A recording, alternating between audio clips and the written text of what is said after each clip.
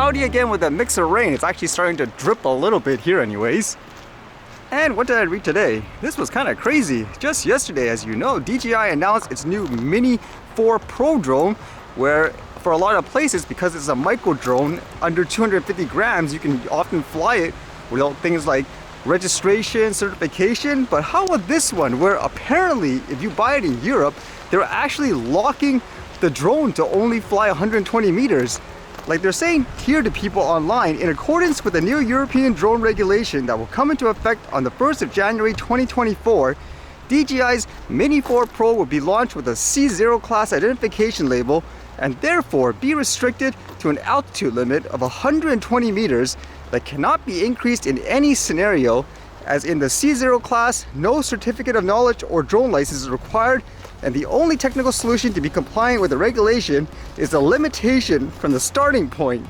Now, as a lot of you know, DJI has its own self-imposed geofence software which stops drone owners from flying within certain areas, for example, an airport or a heliport. In order to fly, you need to get permission from them at the end of the day, and they will give you, for example, a code to unlock your drone so you can fly within a certain area. However, many times, even from here and my experience, their database and restrictions don't actually match local laws. But in this case, would you say, okay, it's not them, they're just abiding by what the country laws are for them to sell their product? So a bit more specific details, like you can see in the site, they talk about this C0 under 250 gram category.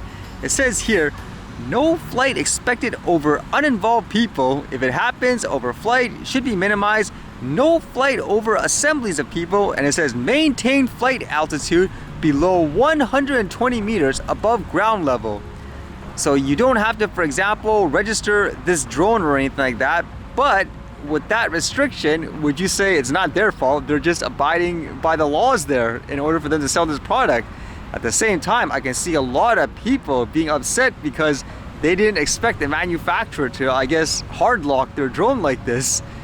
Now you may be thinking too, well, okay, that's the rule, so you're not going to be flying over 120 meters anyway, so why would you care if you're in the area? And many times, depending on where you are, for example, let's just say you're in the mountain or something like that, imagine you walking with your drone afterwards. Once you took off on a certain level, as you get higher and higher, you may be within, let's just say, 120 meters, but because your starting point initially was down below just a bit further, you're not going to be able to go higher technically because of this restriction. Or let's just pretend it's somewhere like here, you could actually legally fly over 120 meters as an example.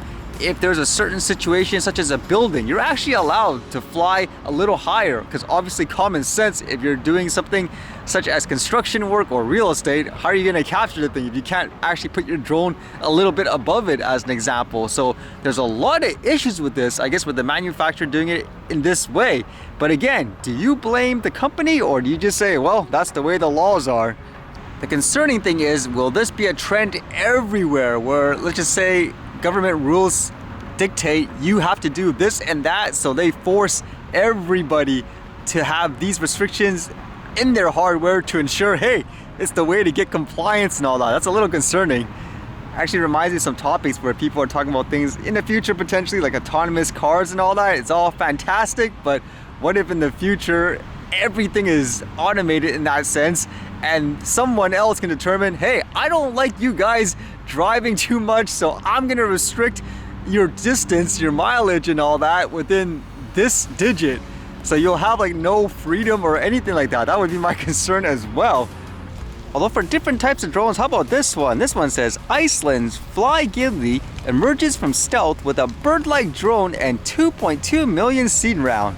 It says, Reykjavik-based drone startup Flygildi reveals the fruits of its stealth-building labor with a bird-like silent drone and a 2.2 million fundraise. Silent drone, look how huge that is. It says, is it a bird? Is it a plane? Nope, it's a drone that flies like a bird, and it has been developed by stealth by Icelandic drone startup Flygildi.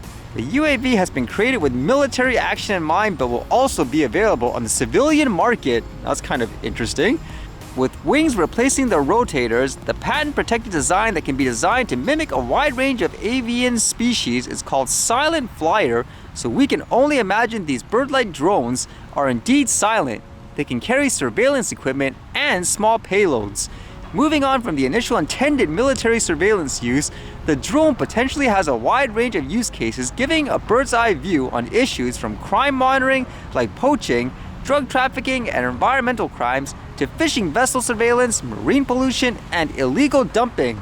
So it's kind of interesting, as usually it's the other way around, where people are modifying their prosumer drones to be used, I guess, in a bad way. This one, they're basically saying, hey, this was meant for military use, but you can use it in all these civilian applications as well, and making it available for sale, I guess, for anyone technically, isn't it? Would anyone actually buy this just for the heck of it? For example, flying it around in a field and all that? I don't know how good that would be in terms of being stealthy to just capture scenery and all that. Or would it, since it's so quiet? I would just think it's some kind of glider or something. And with that recent news on how in the government parliament here in Canada, they were literally celebrating a real Nazi, and the blame seemed to be on the actual speaker, and because of that, he resigned pretty quickly, it seems. It says here, Anothony Rota resigns as speaker after inviting former Ukrainian soldier with Nazi ties to the parliament. Liberal MP Anothony Rota is stepping down as House of Commons speaker after inviting a Ukrainian veteran who fought in a Nazi division to the parliament. A dramatic turn of events that will be welcomed by MPs on all sides who said the embarrassing incident was unforgivable. Rota's resignation will take effect at the end of the sitting on Wednesday. And apparently his exiting speech, I guess you could say, is, I have acted as your humble servant, carrying out the important responsibilities of this position to the very best of my abilities. The work of this house is above any of us. Therefore, I must step down as your speaker.